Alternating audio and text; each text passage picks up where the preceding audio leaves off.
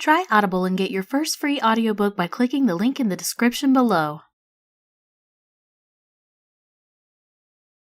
The Loaded Dog by Henry Lawson. Dave Regan, Jim Bentley and Andy Page were sinking a shaft at Stony Creek in search of a rich gold quartz reef which was supposed to exist in the vicinity. There is always a rich reef supposed to exist in the vicinity.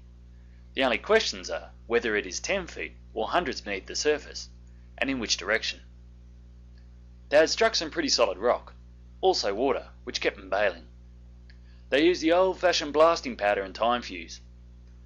They make a sausage or cartridge of blasting powder in a skin of strong calico or canvas. The mouth sewn and bound round the end of the fuse. They dip the cartridge in melted tallow to make it watertight.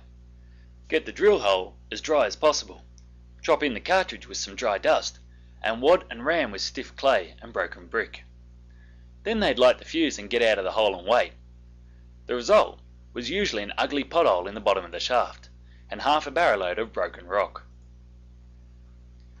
There was plenty of fish in the creek, freshwater bream, cod, catfish and tailors. The party were fond of fish, and Andy and Dave of fishing. Andy would fish for 3 hours at a stretch if encouraged by a nibble or a bite, now and then, say once in 20 minutes. The butcher was always willing to give meat in exchange for fish when they caught more than they could eat, but now it was winter and the fish wouldn't bite. However, the creek was low, just a chain of muddy water holes, from the hole with a few buckets full in it to a sizable pool with an average depth of 6 or 7 feet, and they could get fish by bailing out of the smaller holes or muddying up the water in the larger ones till the fish rose to the surface. There was the catfish with spikes growing out the sides of its head, and if you got pricked you'd know it, as Dave said. Andy took off his boots, tucked up his trousers and went into a hole one day to stir up the mud with his feet, and he knew it.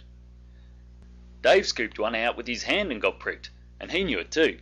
His arm swelled, and the pain throbbed up into his shoulder, and down into his stomach too, he said, like a toothache he had once, and kept him awake for 2 nights. Only the toothache pain had a bird edge, Dave said. Dave got an idea.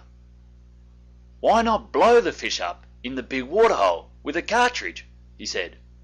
I'll try it. He thought the thing out, and Andy Page worked it out. Andy usually put Dave's theories into practice if they were practicable, or bore the blame for the failure and the chafing of his mates if they weren't. He made a cartridge about 3 times the size of those they used in the rock. Jim Bentley said it was big enough to blow the bottom out of the river. The inner skin was of stout calico. Andy stuck the end of a 6-foot piece of fuse well down in the powder and bound the mouth of the bag firmly to it with whipcord. The idea was to sink the cartridge in the water with the open end of the fuse attached to a float on the surface, ready for lighting. Andy dipped the cartridge in melted beeswax to make it watertight. We'll have to leave it some time before we light it, said Dave, to give the fish time to get over their scare when we put it in and come nosing round again, so we'll want it well watertight. Round the cartridge, Andy, at Dave's suggestion, bound a strip of sail canvas that they used for making water bags to increase the force of the explosion, and round that he pasted layers of stiff brown paper on the plan of the sort of fireworks we call gun crackers. He let the paper dry in the sun, then he sewed a covering of 2 thicknesses of canvas over it and bound the thing from end to end with stout fishing line. Dave's schemes were elaborate, and he often worked his inventions out to nothing. The cartridge was rigid and solid enough now, a formidable bomb, but Andy and Dave wanted to be sure. Andy sewed on another layer of canvas, dipped the cartridge in melted tallow, twisted a length of fencing wire around it as an afterthought, dipped it in tallow again, and stood it carefully against a tent peg, where he'd know where to find it, and wound the fuse loosely around it. Then he went to the campfire to try some potatoes which were boiling in their jackets in a billy, and to see about frying some chops for dinner. Dave and Jim were at work in the claim that morning. They had a big black young retriever dog, or rather an overgrown pup, a big, foolish, 4-footed mate who was always slobbering around them and lashing their legs with his heavy tail that swung around like a stock whip. Most of his head was usually a red, idiotic, slobbering grin of appreciation at his own silliness. He seemed to take life, the world, his two-legged mates, and his own instinct as a huge joke. He'd retrieve anything. He carted back most of the camp rubbish that Andy threw away. They had a cat that died in hot weather, and Andy threw it a good distance away in the scrub. And early one morning, the dog found the cat, after it had been dead a week or so, and carried it back to the camp, and laid it just inside the tent flaps, where it could best make its presence known when the mates should rise and begin to sniff suspiciously in the sickly, smothering atmosphere of the summer sunrise. He used to retrieve them when they went swimming. He'd jump in after them, and take their hands in his mouth, and try to swim out with them, and scratch their naked bodies with his paws.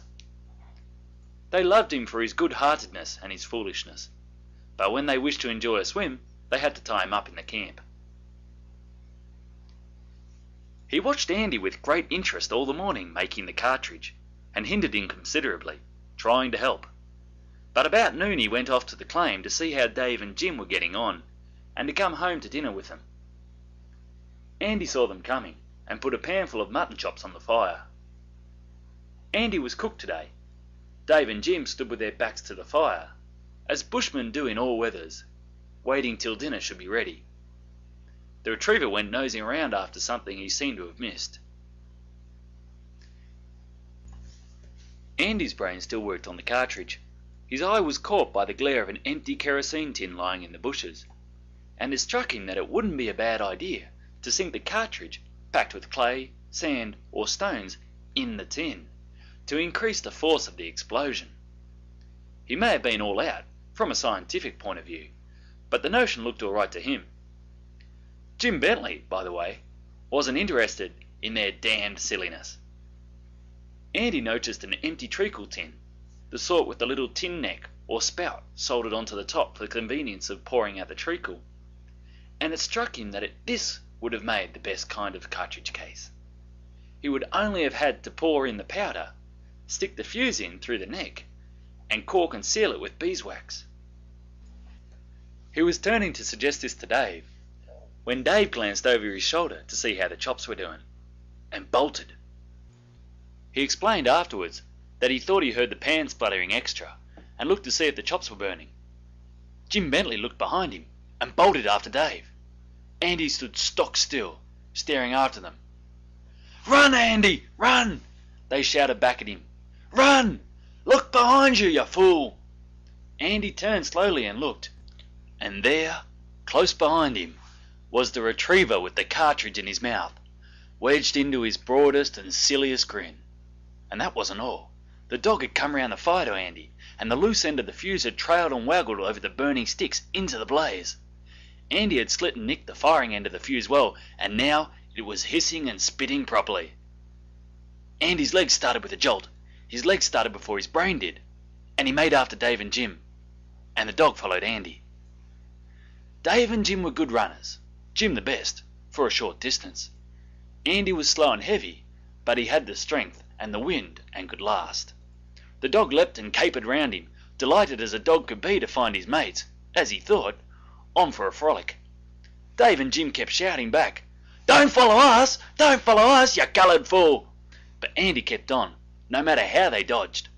They could never explain, any more than the dog, why they followed each other, but so they ran, Dave keeping in Jim's track in all its turnings, Andy after Dave, and the dog circling round Andy, the live fuse swishing in all directions and hissing and spluttering and stinking.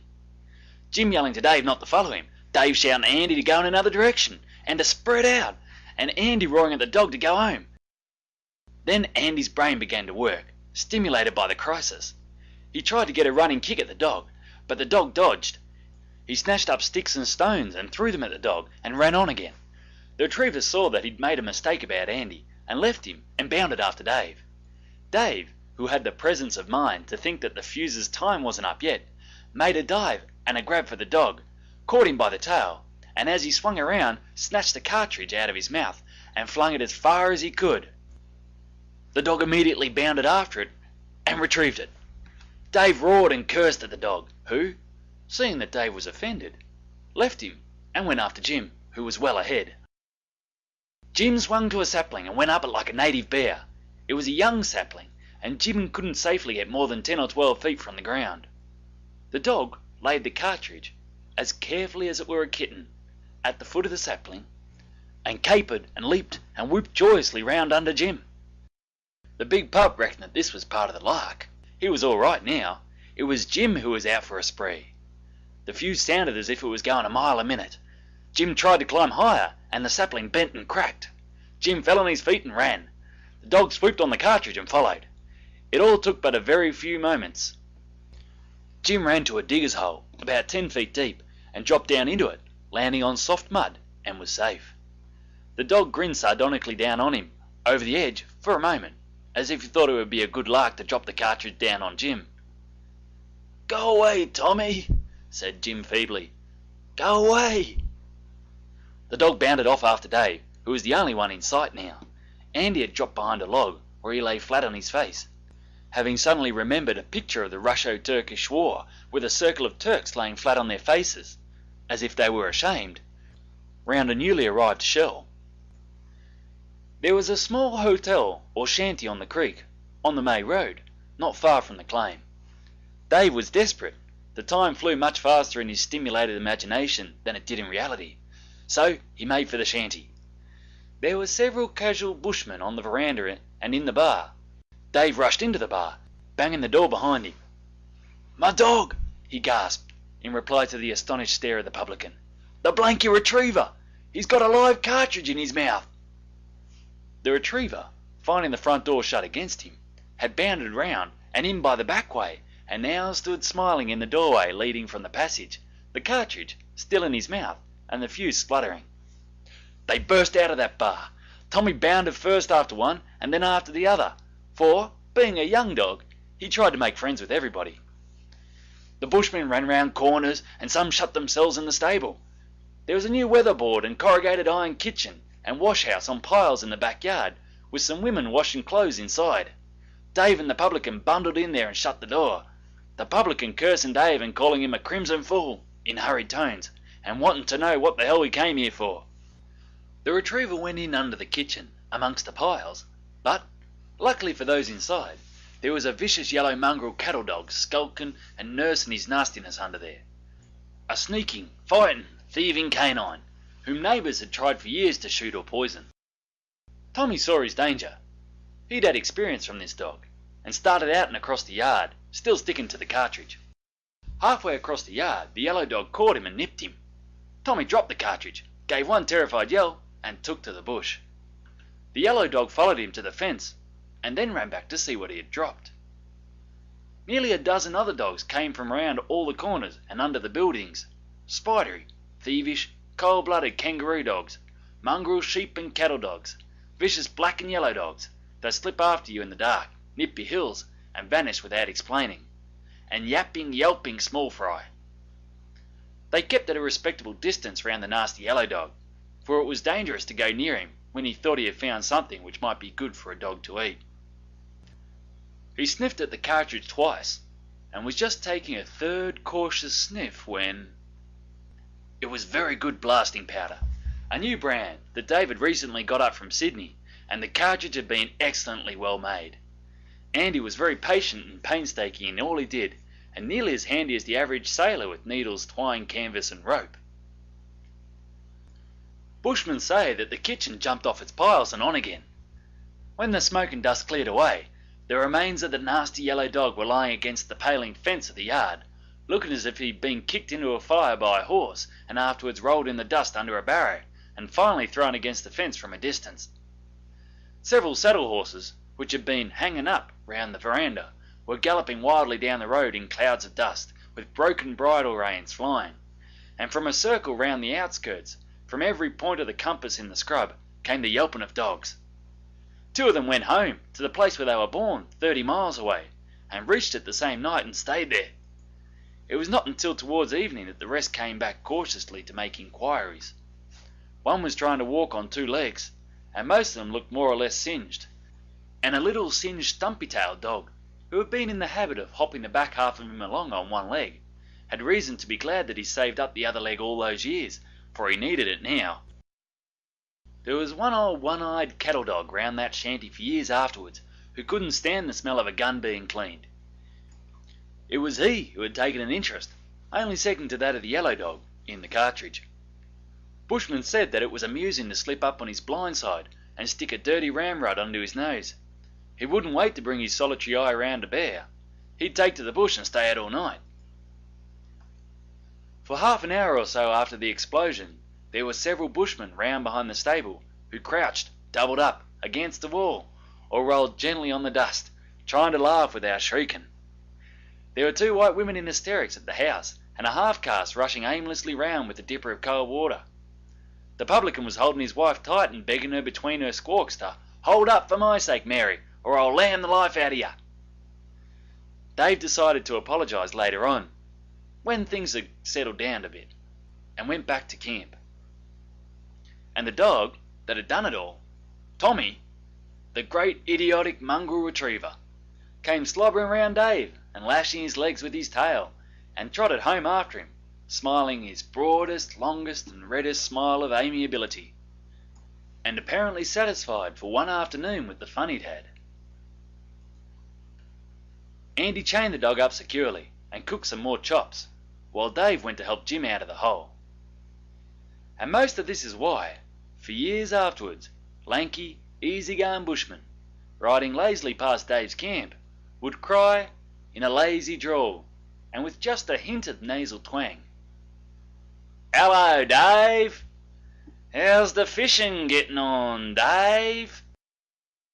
End of The Loaded Dog by Henry Lawson. Try Audible and get your first free audiobook by clicking the link in the description below.